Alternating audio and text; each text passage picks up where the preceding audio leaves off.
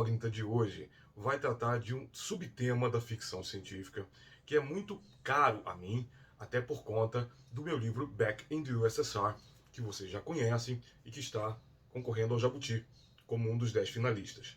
Trata-se do subgênero História Alternativa. História alternativa, também conhecida como história contrafactual, é algo que vem sendo estudado em historiografia há muito tempo. Eu traduzi 2 livros muito interessantes sobre o assunto. O primeiro é um livro historiográfico.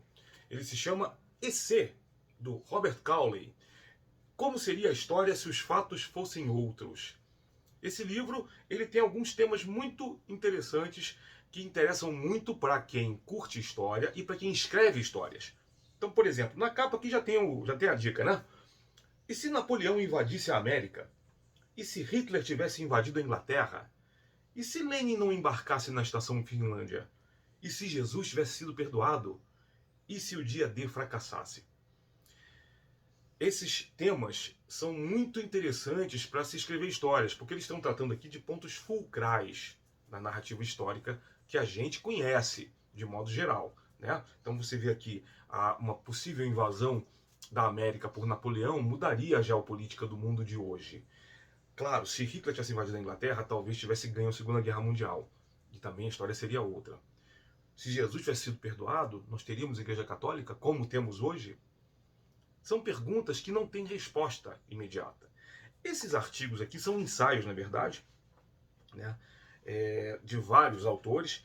Tem até autores de ficção científica aqui, a Cecilia Holland, que ela escreve sobre a morte que salvou a Europa, na página 65.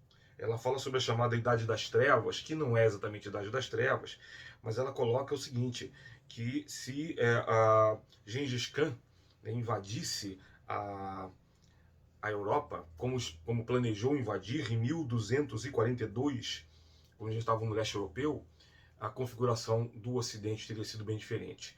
E nós temos uma quantidade muito grande de escritores de ficção científica que se dedicaram a analisar possíveis cenários de mudanças geopolíticas. Acho que o mais famoso que vocês todas e todos conhecem é este livro aqui, O Homem do Castelo Alto, que eu traduzi para a editora Aleph e virou série da Amazon Prime há pouco tempo atrás. Já está uma série completa, fechada, 4 temporadas. Eu confesso que eu não vi a série toda, mas tudo que eu já sei de spoiler da série me dá a entender que em um momento específico da narrativa ele se desvia muito do que se propõe. Em um momento específico da narrativa se desvia muito do livro. O livro, eu não quero dar muito spoiler, mas o livro, na verdade, não é uma narrativa hollywoodiana. Não é uma narrativa convencional. É uma narrativa que deixa claro o seguinte: nós estamos em outro universo. Né? A gente fala muito universo paralelo também. Não é um termo adequado. Eu vou explicar depois por quê. Mas a gente pode falar informalmente, não tem nenhum problema nisso. Você está numa outra terra onde aconteceu uma outra coisa. E ali onde você está, dali você não sai. Então o que o Dick deixa muito claro nessa história do Homem do Castelo Alto, os protagonistas estão vivendo naquele mundo, que é o mundo que eles conhecem, é o mundo no qual eles nasceram, e eles não vão sair daquele mundo. Na série de TV, dá a entender que os nazistas, ou alguém ligado aos nazistas, está construindo uma espécie de portal para você passar para outra terra. E aí é um ambiente mais de fantasia de portal, que a gente costuma chamar quando fala de fantasia, ou seja, portais místicos que levam a pessoa a outro lugar, como por exemplo Nárnia. A gente hoje em dia usa muito isso em séries de televisão, como Stargate, por exemplo, e também a série Sliders, que é uma série dos anos 90, que tinha isso, uma experiência como parecida com a do Túnel do Tempo, da década de 60, dos Estados Unidos, que leva um grupo de pessoas a saltar de universos paralelos em universos paralelos. Como narrativa, é muito legal. Não tem muita verossimilhança científica, e o conceito de história alternativa é interessante, porque lá fora, nos Estados Unidos, hoje em dia existe toda uma venda de marketing desses livros como sendo história alternativa, ponto. Não se usa ficção científica nas lombadas dos pockets desses livros. Enfim, eu não tenho mais aqui comigo alguns livros. Eu tinha uma coleção grande do Harry Turtledove, que talvez seja o escritor mais famoso vivo nesse momento, porque ele só escreve história alternativa. E ele tem uma série chamada World War, que é justamente sobre quando a Segunda Guerra Mundial está no seu auge, acho que em 1942, surgem alienígenas. Então todos, inclusive Hitler, tem que se juntar, fazer um pacto e dizer, vamos acabar com a guerra agora para destruir esses filhos da puta e botar os alienígenas de volta para a terra deles. E a narrativa é muito legal. O Turtle Dove é um cara muito bom, que conhece muito bem o seu ofício, e ele não deixa as coisas obscuras para o leitor. Porque existem também alguns autores, Eric Flint, por exemplo, que é um grande autor, é um autor muito bom, mas ele especifica assim, olha, em 1642 acontece uma coisa específica que vai mudar a geopolítica, mas é um fato que a gente não conhece muito. Se você acompanhar a série do século XVII do Eric Flint, que já tem, sei lá, 9, 10 volumes pelo menos, você vai ver que é uma coisa muito pontual e específica. Se ele ler desde o primeiro livro, ele te explica a situação. Mas se você não pegar no meio, esquece que você não vai entender nada. Isso é um pouco complicado. O Turtle Dove ele faz muito mais as claras e ele te dá também ele consegue fazer com que você imerja nesse universo, entendendo de cara o que está acontecendo. Então ele pega fatos muito mais do domínio público. Segunda Guerra Mundial. Mesmo que vocês não tenham lido nada do assunto, afinal a guerra acabou há 70 anos, mas existe uma quantidade muito grande de livros a respeito. Já alguns fatos específicos envolvendo, sei lá, uma guerra dos 100 anos, né?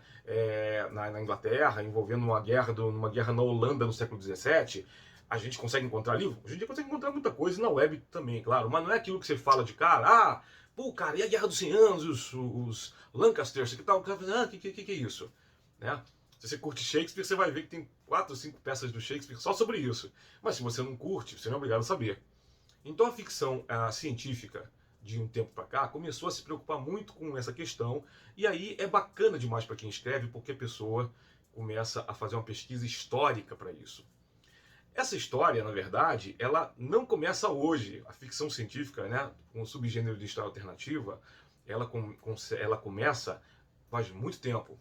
Eu vou mostrar para vocês agora o livro, ou melhor, a história que deu origem a isso tudo. A primeira história de ficção científica que a gente conhece, que trabalha com o subgênero de história alternativa, na verdade inaugura o gênero, ela se chama Sidewise in Time, do Murray Leinster. Esse aqui é um livrinho tem o melhor dele. O Murray Leinster escreveu romances, mas ele era melhor em contos. Ele vai escrever contos sobre o primeiro contato, sobre inteligência artificial, tudo anos 30 e 40. O Leinster escreve uma história, é uma novela, na verdade, 90 para novela, ela tem 58 páginas aqui nessa edição de Pocket que eu tenho, e que fala o seguinte, ele foi considerado, inclusive, o The Dean of Science Fiction, o decano da ficção científica. Foi um cara que escreveu muito sobre a questão das ideias, ou seja, o que a ideia, né, o fator humano das ideias, na verdade, ou seja, o que os acontecimentos de novas tecnologias provocam na mente humana. É um dos autores preferidos meus dessa geração aí, que é a geração do Asimov, por exemplo. Né? As pessoas falam muito do Asimov hoje em dia, mas ninguém no Brasil conhece, praticamente ninguém, a não ser os fãs mais das antigas, conhece Murray Leinster. Vocês deveriam procurar esse cara, já tem muita coisa de domínio público na web. Essa história, eu vou dar um pouco de spoiler, então, né? Vou tentar não dar muito spoiler, mas a verdade é uma história envolvendo. Podia virar filme, não sei se ela já chegou a virar episódio de alguma série de TV, tipo Outer Limits, eu não lembro. É a história de um professor universitário, super legal, que os alunos adoram. E o cara, de repente, ele e um grupo de alunos que está fazendo uma viagem de campo se veem no meio de uma grande aventura. Por um motivo que ninguém sabe, e aí vira um pouco fantasia, quase fantasia de Portal. O mundo sofre uma fratura na realidade. E começam a surgir, eles vão para um lugar, por exemplo, descampado, e eles encontram soldados de 200, 300 anos antes. Primeiro, acho que é tudo que é brincadeira, mas eles vão vendo durante várias outras coisas, inclusive lugares onde você devia ter a continuidade do campo, e aí você vê ao longe uma cidade que não estava lá. Então você começa a ver, opa, aconteceu alguma coisa. E o legal é que o Murray Leinster, em momento nenhum, faz aquela coisa de, oh meu Deus, onde estaremos e tal. Não, ele faz as pessoas, tipo assim, ok, isso aqui é uma coisa fora do comum, o que a gente faz? E é todo mundo estudante aqui de ensino médio, professor inteligentíssimo, e eles rapidamente vão tentando entender o que acontece com eles. Eles chegam rapidamente a essa conclusão, olha, houve algum problema na ordem do mundo, que a gente não sabe definir qual é, e ele não explica, o leitor também fica na deriva junto com os personagens, o que é bacana em termos de imersão, e diz assim, bom, as épocas estão se fundindo, e agora? E aí começa a pesquisar e descobrir, não, as fraturas ali estão naqueles lugares, né? Os limites, às vezes, não tem nada mudando, não tem, né? Ficou ali, a gente não sabe se vai continuar para sempre, ou se em algum momento essas fraturas vão se fechar. Só que aí começa a gerar caos. Eles vão para a cidade, vão para outros lugares, não, na realidade deles, que eles conseguem navegar lá pelo aquele espaço territorial e descobrem que a coisa ficou meio caótica. E aí, acho que o grande spoiler que eu posso dar é que no meio do conto tem um plot twist que é: você pensa que esse cara, numa época em que você tinha o professor universitário, que era o cara fodão, eu resolvo tudo, é um homem, é um machão, né? Ele percebe que não, aqui eu posso ser um guerreiro poderoso, eu posso ir para outra época e eu vou me dar bem. E ele surta. E ele, inclusive, ele sequestra uma menina do grupo, vejam, coisa problemática nesse ponto. E começa ele a tocar o terror ali, mas sempre no sentido de eu vou para outra época, com meus conhecimentos eu vou me dar muito bem.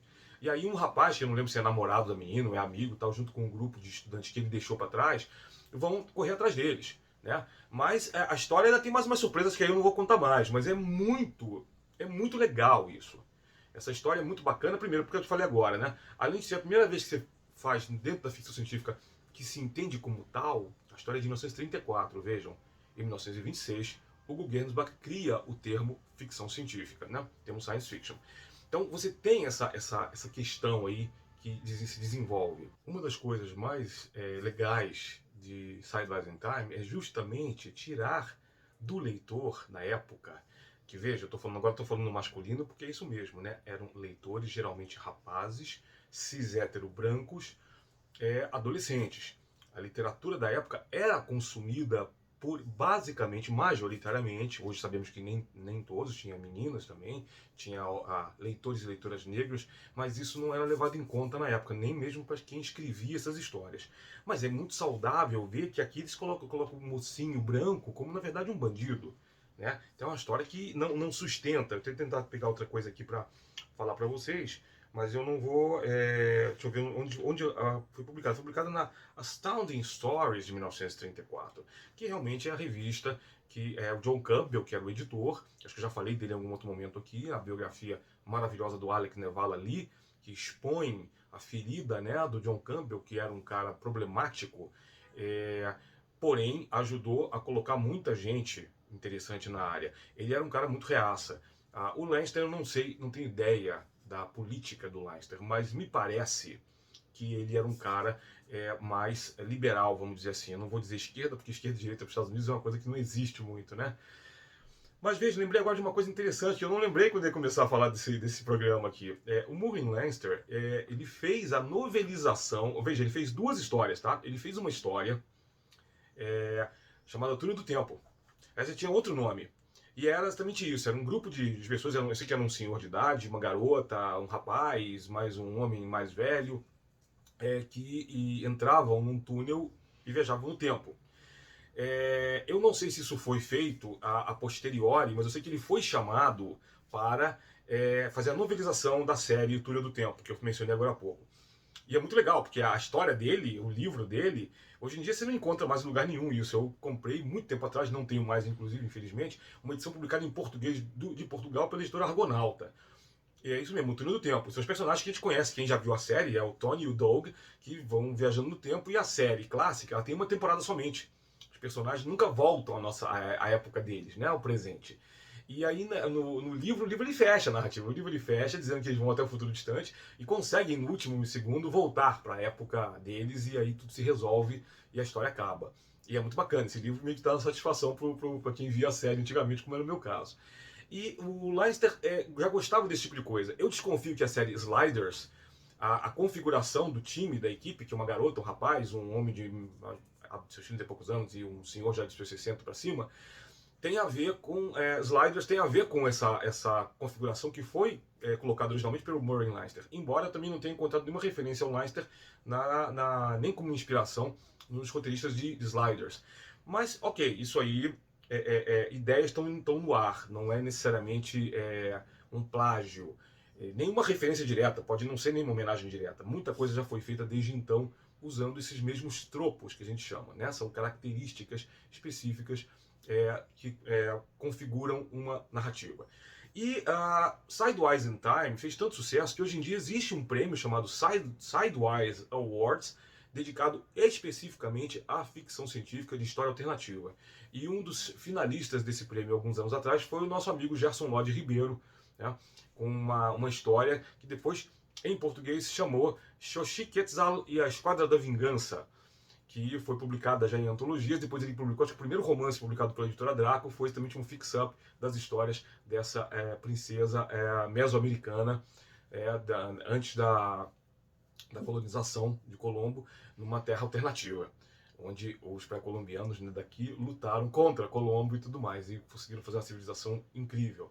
Aliás, Gerson Lodge Ribeiro é um autor que eu recomendo muito, porque ele tem uma sequência de histórias sobre a civilização de Palmares, também num universo paralelo, vou usar esse termo aqui, onde o Zumbi dos Palmares e todo o pessoal que ocupou o Quilombo primeiramente lá no século XVII para XVIII conseguiu expulsar os invasores e chegaram a fazer uma nação dentro do Brasil. Então, na verdade, você tem uma nação que envolve uma parte do Nordeste, que é a nação de Palmares, e contraposição ao Brasil. Se eu não me engano, até tem no Sul também, tem uma outra divisão também do Sul independente. É muito legal, as histórias do Gerson Lodge Ribeiro, eu recomendo. Ele, na verdade, é o nosso grande Harry Turtledove, é o nosso, vamos dizer, pai da história alternativa brasileira. E as pessoas não dão muita atenção a isso. Eu sugiro que vocês leiam os trabalhos de história alternativa do Gerson Lodge Ribeiro. E onde é que o Back in the USSR se encaixa nisso? Simples. Back in the USSR, eu coloquei aqui, ele pode ser lido de várias maneiras. Tá? Eu brinquei aqui, não sei se vocês estão vendo, um thriller surrealista. Eu faço isso porque há muitas alusões aqui ao surrealismo, a personagens, né? Sem dar muito spoiler, pode ser inclusive Marcel Duchamp, né? Que foi o grande papa do surrealismo, está aqui como personagem dentro do livro. Não vou falar mais detalhes para quem não leu. A questão que eu falo de pesquisa, eu gosto muito de pesquisar. Eu adoro escrever histórias freestyle, onde eu não preciso pesquisar nada. Mas as histórias que pesquisam, a única diferença delas é que elas tomam mais tempo, mas elas são muito agradáveis de fazer. Eu demorei 3 anos para escrever essa história aqui. Qual foi a origem de Back in the USSR? Foi mais simples do que vocês podem imaginar. Na década de 80 para 90, um querido amigo, Robenildo Piton de Barros, que não é escritor, mas é um fã e leitor inveterado, é um grande leitor de ficção científica, ele propôs uma brincadeira. Né? A gente tinha, em 88, se eu não me engano, nós tínhamos publicado uma edição independente, no tempo que ainda não existia, né, a internet, foi uma edição de 100 exemplares pocket, depois a gente conseguiu fazer 1000 exemplares, um pouco maior, em tamanho normal de brochura, de um livro chamado Verde Verde. Era uma brincadeira em que todas as pessoas que foram chamadas para escrever um conto deveriam usar essa palavra verde, reticências em qualquer frase do livro, e o conto podia ser sobre qualquer coisa, desde que a cor verde tivesse parte integrante da narrativa. E aí, cada um de nós fez uma brincadeira diferente. Né? O Gerson Lodge, se não me engano, não estava nessa época ainda no grupo, no clube de leitores de ficção científica. Braulio Tavares estava, né? E outros amigos queridos como José dos Santos Fernandes também. E esse livro hoje ele é raríssimo. Eu mesmo não tenho um exemplar comigo aqui. Eu acho que eu tenho um caixote na casa do meu pai, infelizmente. Mas em algum momento eu estou pensando em conversar com o Rubenildo e com o José Fernandes para ver se a gente consegue botar na web, pelo menos, essa edição, né, que é uma edição clássica já. Acho que é a primeira antologia feita por esse pequeno núcleo que estava surgindo de fãs e leitores de ficção científica do que a gente chama hoje de segunda onda. Vai daí, passou acho que 2, 3 anos, o Rubenildo virou pra gente e falou assim, o Rubenildo é outra coisa, ele é músico, é um grande violonista e bitomaníaco. Ele virou e falou assim, porra, eu queria fazer uma antologia também temática, como, né, Gardner Dozois, Martin Greenberg já faziam nos Estados Unidos. Ele falou, eu queria fazer uma coisa com músicas dos Beatles, o que vocês acham? A pessoa falou, legal, tanto eu quanto o Zé Fernandes e o Braulio Tavares curtíamos muito os Beatles. O Braulio também era bitomaníaco. Então disse assim, como é que você quer fazer? Não, eu pensei em fazer uma coisa, né? Eu não lembro qual seria o título sugerido da antologia, mas lembro que ele disse o seguinte, cada um escolhe um título de uma música e faz o que quiser também. E aí todo mundo pôs mãos à obra. Braulio Tavares escreveu um conto chamado Paperback Writer, que consta de antologias dele, se eu não estou enganado, está na Fanfic, que é a antologia mais recente dele, que saiu pela editora Patois, na coleção Futuro Infinito, também uma coleção que o Nelson de Oliveira organiza, que é a coleção no qual saiu o Beck, ele é o segundo volume da coleção Futuro Infinito. E cada um escreveu uma história. Por incrível que pareça, isso aconteceu comigo mais de uma vez, tá? Quem já viu aqui sobre o Sherlock Holmes sabe que eu também não escrevi a tempo, né? Eu sou um pouco lento com contos, isso que é meio maluco, mas eu não tinha conseguido fazer o conto na primeira edição do Sherlock Holmes. Quando foi seu segundo volume agora, eu finalmente peguei o conto, retrabalhei, reescrevi e consegui jogar no segundo volume. O livro dos Beatles ele nunca foi publicado. Chegaram a fazer até um boneco do livro. Esse boneco também tem em algum lugar, eu acho que também está nos guardados. Mas é um boneco super certinho, bonitinho e tudo mais. E meu conto não estava. Na verdade, eu nem lembro nem se eu tinha alguma coisa já pensada para escrever. Eu acho que eu não consegui na época. Eu lembro que mais alguns anos depois, mais 2, 3 anos depois, ainda nos anos 90, eu tive uma ideia. Eu estava ouvindo Back in the USSR, que é uma das músicas que eu mais gosto. E eu não tinha me tocado disso. Eu fiquei pensando em títulos de músicas dos Beatles, mas eu não parei de pensar para ouvir os Beatles e ver o que eu gosto, o que eu posso brincar. E, gente, a coisa me ocorreu assim muito rapidamente. Acontece que em 95 eu tinha escrito uma história alternativa, um flash fiction, acho que tinha mil e poucas palavras, sobre Frankenstein. Né? Uma coisa que sempre me incomodou é aquele incômodo de nerd, né? Poxa, que coisa louca, o Victor Frankenstein fala pra caramba, os cotovelos, vou fazer uma história, isso no livro, né? Não no filme clássico, né? Com Boris Karloff. Ele é um cara que estuda alquimia, estuda isso, daquilo, vai para Ingolstadt, faz uma série de coisas, eu vou fazer, vou revolucionar, vai acontecer. Chega na hora, ele faz uma criatura, ele consegue dar vida a uma criatura, graças ao galvanismo também. E quando a criatura abre os olhos, ele se assusta e diz: que foi que eu fiz, meu Deus, e vai embora. Sai correndo. É o fruto também de um certo romantismo inglês do século XVIII para XIX, né? Que se passa a história. E eu sempre me incomodei muito com isso. Acho que a mentalidade do século XX, né, na época, bateu fundo em mim. Eu falei: não, imagina. Se fosse nesse mundo hoje pós-revolução industrial, esse cara não faria isso. Esse cara diria: opa, como é que eu faço para ganhar dinheiro com isso? Quero mais. Então a minha história pequena de alternativa, ela se passa na nossa época, 1990 e pouco na época, onde um casal se encontrava depois de um tempo. E esse casal tinha morrido e tinha sido ressuscitado, graças ao método revolucionário Frankenstein, que virou mais importante e tão secreto quanto a fórmula da Coca-Cola.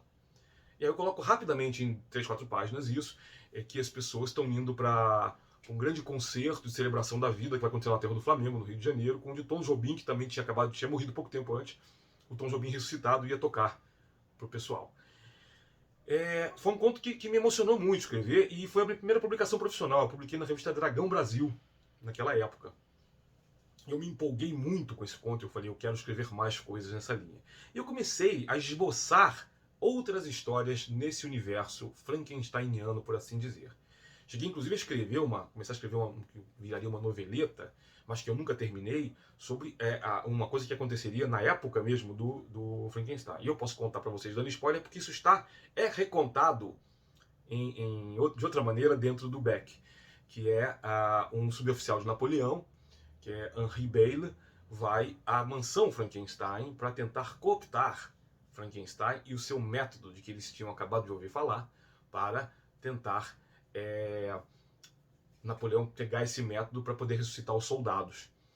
Eu tinha também lido O Nascimento do Hospital, do Michel Foucault, onde ele fala que o treinamento do fuzil, né, dos fuzileiros, custava tanto ao Estado que Napoleão disse: olha, vamos cuidar bem para que esses soldados não morram, porque às vezes eles morrem de infecções bestas. E aí o hospital, que naquela época ainda era um lugar onde as pessoas iam para morrer e receber extrema-unção, eram muitos hospitais católicos, ele começa a virar rapidamente um centro de tratamento de feridos para que eles realmente se recuperem e voltem ao campo de batalha. Isso aconteceu no mundo real, tá? Michel Foucault, na conferência do Nascimento do Hospital, que está, se eu não me engano, em Microfísica do Poder, fala sobre isso. E aí eu comecei a brincar com uma série de coisas. Eu escrevi uma pseudo-conferência de Foucault sobre o método Frankenstein e como uma continuidade do Nascimento do Hospital. E eu publiquei isso num fanzine também, nos anos 90 ainda.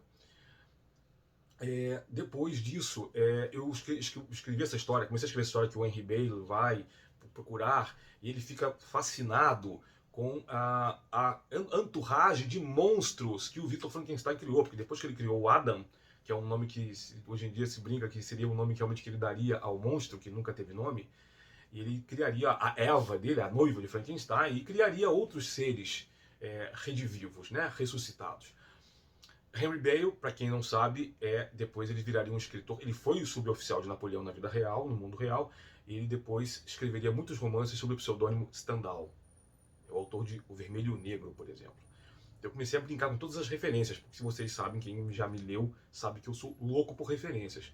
Eu procuro colocar as referências de maneira inteligente, interessante, principalmente palatável, agradável, para que os leitores não se entediem nunca. Então, quando eu faço isso tudo, eu começo a fazer histórias, né, que tentam explicar todos os aspectos da vida. Eu tentei escrever uma história sobre o que aconteceria com um presidiário que condenado à prisão perpétua, e que o cara morre, e aí ressuscitariam esse cara para ele continuar pagando a pena. Comecei a pensar nisso. Isso, gente, se chama world building.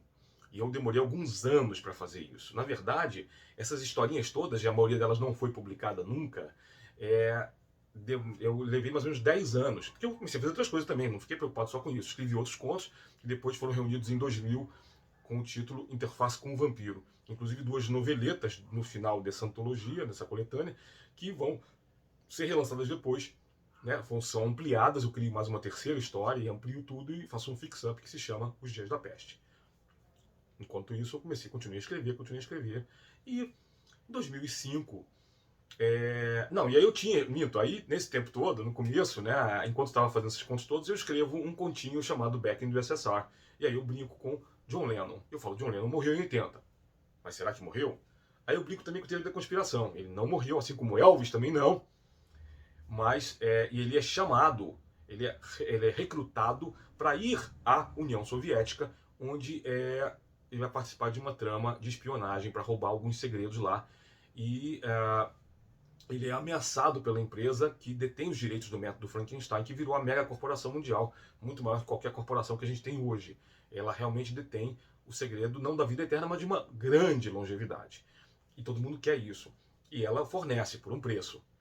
E então essa empresa, Ewigkeit, né, que significa eternidade em alemão, é um nome simples, meio bobo até, mas foi o que me ocorreu na época, eu que sabia muito pouco alemão, brinquei com isso e fiz essa historinha curta de 20 e poucas páginas. E eu senti vontade de incorporar algumas dessas coisas a uma história, a uma versão maior da história. Outro conto também que eu escrevi, mas eu já escrevi no século XXI, foi um conto brincando com o romance de Erich Maria Remarque, chamado Nada de Novo no Front, em que eu escrevi um conto chamado Tudo de Novo no Front. E ele saiu na antologia Todas as Guerras, que o Nelson de Oliveira editou para a Bertrand Brasil. Foi, aliás, a primeira vez que eu publiquei um conto numa editora grande. A Bertrand Brasil, nessa época, estava se juntando à editora Record, né? Virou um selo da Record. Eu já tinha traduzido livros para a Bertrand, né? O selo Bertrand / Civilização Brasileira, que era da mesma casa editorial. Eu traduzi livros de não ficção, e traduzi inclusive os livros de sangue do Clive Barker e mais 1 ou 2 livros, né, do Barker que foram para o selo Bertrand. Fiquei muito feliz de ter publicado lá, inclusive eu recebi elogios na época lá, dizendo, olha, gostei muito do seu conto, que bacana. Eu falei, opa, né, beleza. E, enfim, continuei trabalhando como tradutor, tudo mais, ainda escrevendo muito pouco em termos de narrativa longa. E quando eu fiz aí tentei pegar essa versão do Beck, eu percebi que eu podia, dentro da história do Beck, sem quebrar o ritmo da narrativa, introduzir alguns desses contos que eu tinha escrito ou começado a escrever. Então, por exemplo, a Conferência do Foucault, ela não está inteira. Né? Ela está inteira no fanzine Scarium, onde até hoje, né, tem lá, não tem uma versão digital, mas eu peguei 2/3 desse ensaio do Foucault e jogo nesse livro. O conto inteiro do Erich Maria Remarque, né, Tudo de Novo no Front, está aqui dentro como um flashback sobre o que aconteceu com Hitler. Por que nós não tivemos a Alemanha nazista? Beck Necessário explica, através desse continho que está ali dentro, que são histórias que o John Lennon lê. Assim também como outras coisas que não estavam, eu não tinha escrito antes, e comecei a escrever para o livro, como por exemplo, um pequenino pedaço, né, de um livro do Marx, se eu não me engano, Capital, que eu pego uns 2 parágrafos do Capital e, evidentemente, faço enxertos nele ligados ao método Frankenstein. E fiz várias coisas dessas ao longo do livro, que me deu muito prazer de escrever. E é o que eu falei para vocês, foram 2 anos, quase 3 anos, escrevendo esse livro, vendo criteriosamente onde cada enxerto ia entrar, trabalhando direitinho as costuras, e olha que interessante, né? O Frankenstein, que a gente conhece dos filmes, é um ser que tem os membros da cabeça tudo costurado. E acabou ficando assim. Mas não é um livro frankensteiniano nesse sentido. Se vocês quiserem ler Back in the USSR, vocês vão descobrir que ele é um livro bastante linear e bastante sério. Na parte 3, algumas pessoas me fizeram comentário, poxa, Fábio, na parte 3 parece que desanda, você perde o ritmo. Há uns flashbacks e flash forwards muito rápidos na terceira parte, que originalmente eu não faria isso. Isso agora eu vou dar esse disclaimer para vocês. Originalmente eu ia fazer uma coisa quadradinha também com a primeira e a segunda parte. Só que depois que eu fiz eu cheguei a fazer 2 versões da história, essa segunda versão foi a definitiva, e depois eu deixei o livro e procurei várias editoras. E as editoras, procurei mais ou menos 10 ou 12 editoras, todas me trataram muito bem, mas algumas recusaram de cara, outras ficaram com o livro alguns meses e não gostaram, ou algumas nem leram, mas, novamente, e outras ficavam assim meio tipo, puxa, mas esse livro aqui o que é? Ele é ficção científica? Ele é história? Não entendi. Também tinha isso, né?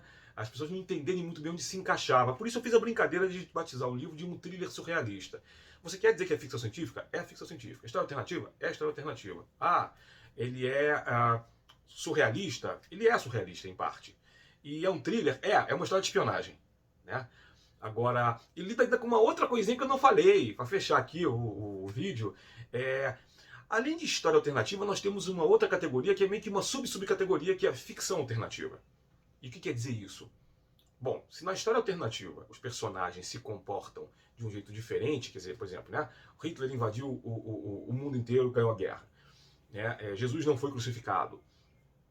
Você coloca, são personagens que existiram, pelo menos a gente sabe, ou tem um registro histórico, ou tem um registro pelo qual as pessoas juram que esse personagem realmente existiu no nosso mundo. Não vou discutir, né, Jesus ou outros personagens que alguns dizem que são míticos, mas ok, existem relatos que a gente, no primeiro momento, aceita como verdadeiros. O que eu quero dizer, por exemplo, é que a ficção alternativa pega aqueles personagens que a gente sabe que não são verdadeiros. Então, Victor Frankenstein e seu monstro, sua criatura, a gente sabe que não são verdadeiros, são frutos da criação da Mary Shelley. John Lennon foi verdadeiro. Então, quer dizer, John Lennon, quando tem um lance que ele morre e ressuscita, graças ao método Frankenstein, aqui eu estou misturando história alternativa e ficção alternativa. Eu vou brincar muito com esses personagens na ficção. Eu não quero dar mais spoiler, mas eu coloco outros personagens que se juntam à trupe do Lennon mais adiante, que são personagens da literatura. Tem personagens da ficção e tem personagens da ficção literária também, e tem personagens do mundo real. E eu acho que os leitores que não conseguirem descobrir quem é quem não vão também ter nenhum sofrimento com isso. O livro é feito para ser uma história que te enreda, uma trama policial, uma trama de thriller, de espionagem, que por acaso se passa num mundo que não é o nosso. Isso é tudo que eu posso dizer a respeito. E só espero torcer, né? Torço para que vocês leiam esse livro, que vocês gostem do livro, mas gostando ou não gostando, eu gostaria que vocês fizessem comentários aqui, se possível, ou nas redes sociais, né? Não se esqueçam, também eu tenho uma conta no Facebook, no Twitter e no Instagram. Twitter, @Fábio Fernandes, Instagram, @Terra Incógnita Books. Eu me despeço por aqui. Muito obrigado pela atenção de vocês e até a próxima.